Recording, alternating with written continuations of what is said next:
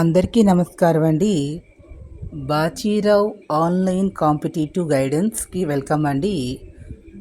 ఈరోజు మన వీడియోలో APPSC executive officer grade 3 environments డిపార్ట్మెంట్కి సంబంధించిన దాని ఎగ్జామ్లో పేపర్ 2 వచ్చి ఇండియన్ ఫిలాసఫీ అండ్ టెంపుల్ సిస్టమ్లో సంబంధించి ఇండియన్ ఫిలాసఫీలో రామాయణం గురించి చెప్తూ రామాయణంలో ఉన్న ప్రాథమిక విషయాల గురించి, అంతకుముందు కాండాల గురించి అంతకుముందు వీడియోలో చెప్పాను. ఆ వీడియో లింక్ డిస్క్రిప్షన్లో ఇస్తాను, అది చూడండి.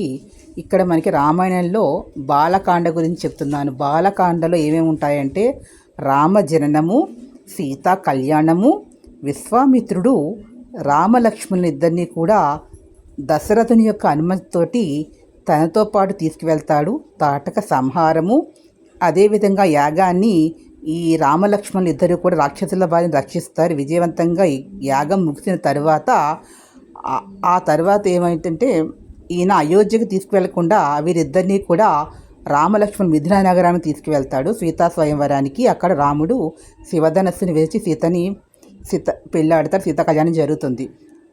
ఇక్కడ ఇది విషయము. ఈ విషయంలో ఇక్కడ ప్రశ్న ఎలా అడుగుతారంటే, బల అతిబల అనేటటువంటి 2 విద్యలు ఉన్నాయి. ఈ విద్యలు 2 కూడా ఎందుకు నేర్పిస్తారు, ఎవరికి నేర్పించారు అంటే విశ్వామిత్రుడు రామలక్ష్మణులకు చెప్పారు.